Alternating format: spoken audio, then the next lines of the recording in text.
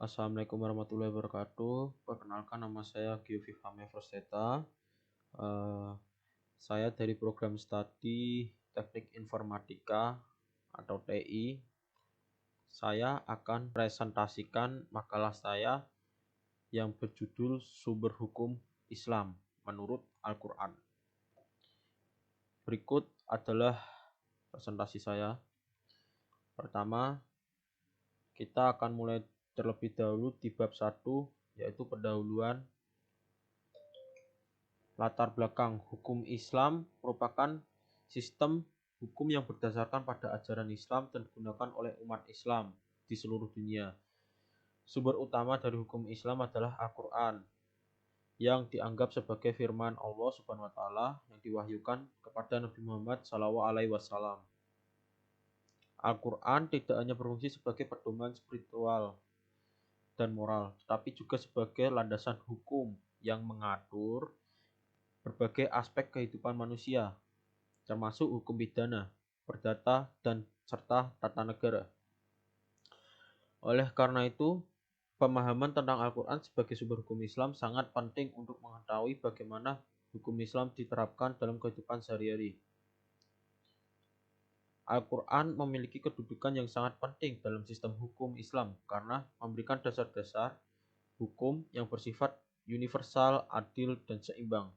Selain itu, Al-Quran juga mengandung prinsip-prinsip keadilan, kesetaraan, dan kemanfaatan yang menjadi landasan dalam penerapan hukum Islam. Dengan memahami Al-Quran sebagai sumber hukum, kita dapat melihat bagaimana ajaran Islam mengatur kehidupan manusia secara komprehensif dan holistik. Rumusan masalah. Pertama, apa saja yang menjadi dasar hukum dalam Al-Quran? 2.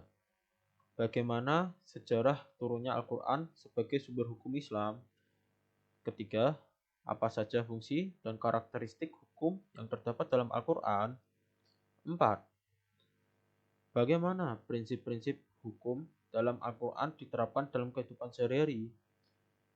Nah, tujuan saya menulis makalah ini yaitu menjelaskan dasar-dasar hukum Al-Quran, menguraikan sejarah turunnya Al-Quran sebagai sumber hukum Islam, dan menjelaskan fungsi dan karakteristik hukum dalam Al-Quran, serta mengidentifikasi dan menganalisis prinsip-prinsip hukum Islam dan Al-Quran serta penerapannya dalam kehidupan sehari-hari.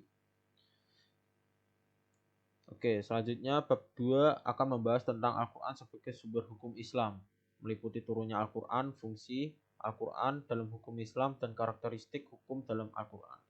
Berikut yaitu bab 2, pembahasan.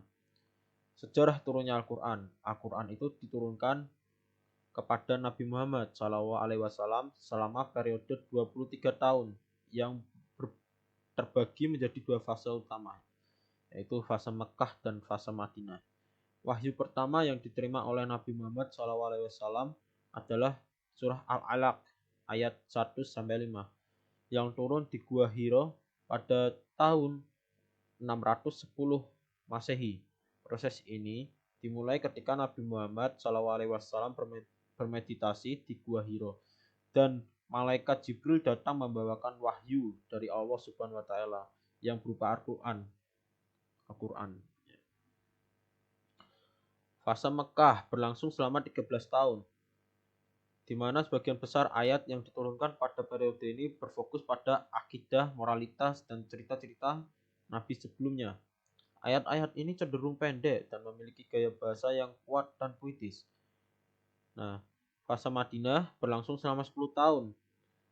Setelah Nabi Muhammad SAW dan para pengikutnya hijrah ke Madinah, ayat-ayat yang diturunkan pada periode ini lebih banyak mengatur aspek sosial, ekonomi, politik, dan hukum. Ayat-ayat ini umumnya lebih panjang dan detail dalam memberikan petunjuk hukum dan tata cara kehidupan bernegara. Nah, proses penurunan Al-Quran sendiri melalui wahyu ini merupakan peristiwa yang sangat sakral dan mendalam bagi umat Islam, di mana setiap kata dan kalimat dalam Al-Quran diyakini sebagai firman Allah yang otentik dan tak tergantikan. B. Fungsi Al-Quran dalam hukum Islam.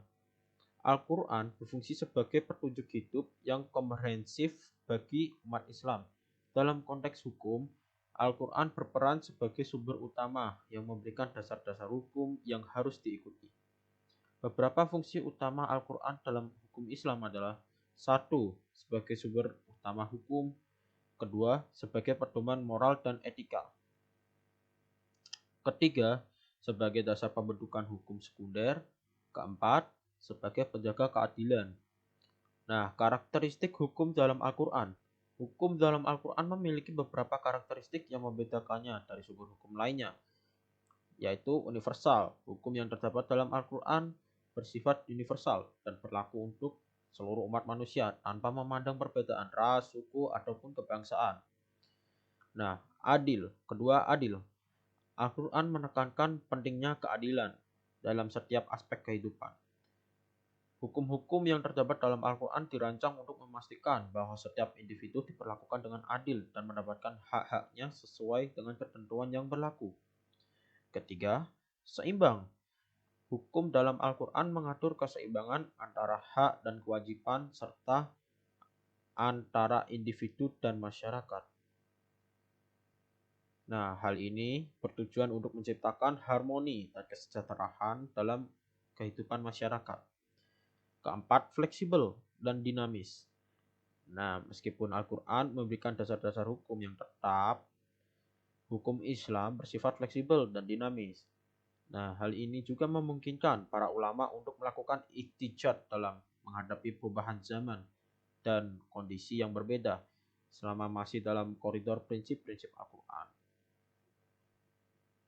Nah, kita sampai ke bab 3, penerapan hukum Al-Quran dalam kehidupan sehari-hari. Pertama, A. Aspek ibadah. Al-Quran memberikan pedoman yang jelas mengenai pelaksanaan ibadah bagi umat Islam. Ibadah merupakan bentuk penghambaan dan ketaatan seorang hamba kepada Allah Subhanahu wa taala. Beberapa contoh penerapan hukum Al-Quran dalam aspek ibadah adalah: pertama, sholat; kedua, puasa; ketiga, zakat; empat, haji.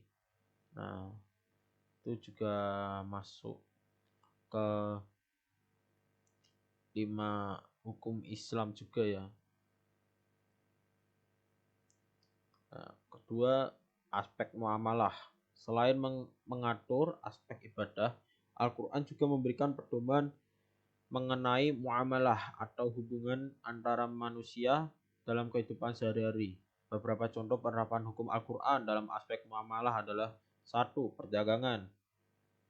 Nah, Al-Quran ini bisa memberikan pedoman mengenai kejujuran dan keadilan dalam perdagangan. Seperti di dalam surat Al-Baqarah ayat 282 menyatakan, "Hei orang-orang yang beriman, apabila kamu bermuamalah tidak secara tunai untuk waktu yang ditentukan, hendaklah kamu menuliskannya." Ayat ini mengajarkan pentingnya dokumentasi dan transparansi dalam transaksi perdagangan. Nah, kedua, pernikahan. Al-Quran mengatur tentang pernikahan dan hubungan keluarga dalam surat An-Nisa ayat 3. Maka kawinilah wanita-wanita lain yang kamu senangi, 2, 3, atau 4. Kemudian jika kamu takut tidak akan dapat berlaku adil, maka kawinilah seorang saja. Ayat ini mengatur tentang monogami dan poligami serta keadilan dalam pernikahan. Nah, ketiga, pembagian harta warisan diatur secara rinci dalam surat An-Nisa ayat 11. Allah mensyariatkan bagimu tentang pembagian pusaka untuk anak-anakmu. Nah, yaitu bagian seorang lelaki sama dengan bagian 2 orang anak perempuan. Ya, pembagian warisan menurut Al-Quran bertujuan untuk memastikan keadilan dan kesejahteraan bagi semua ahli waris. Keempat, pinjaman dan hutang. Nah, di Al-Quran juga mengatur nih tentang pinjaman dan hutang dalam surat Al-Baqarah ayat 280. Dan jika orang yang berhutang itu dalam kesulitan, maka berilah tangguh sampai dia berkelapangan dan menyedekahkan sebagian atau semua utang itu lebih baik bagimu, jika kamu mengetahui. Nah, ayat ini tuh mengajarkan tentang pentingnya memberikan keringanan bagi orang yang berhutang jika mereka mengalami kesulitan tuh. Nah, jika ada teman atau saudara yang berhutang dan mereka tidak mampu membayar hutang itu, kalian bisa menangguhkan atau berlapang dada dengan cara ya diperpanjang hutangnya, diperpanjang tenggat waktunya maksudnya. Nah, atau bisa ikhlaskan saja berlapang dada. Nah, mungkin cukup sekian saja eh, presentasi dari saya.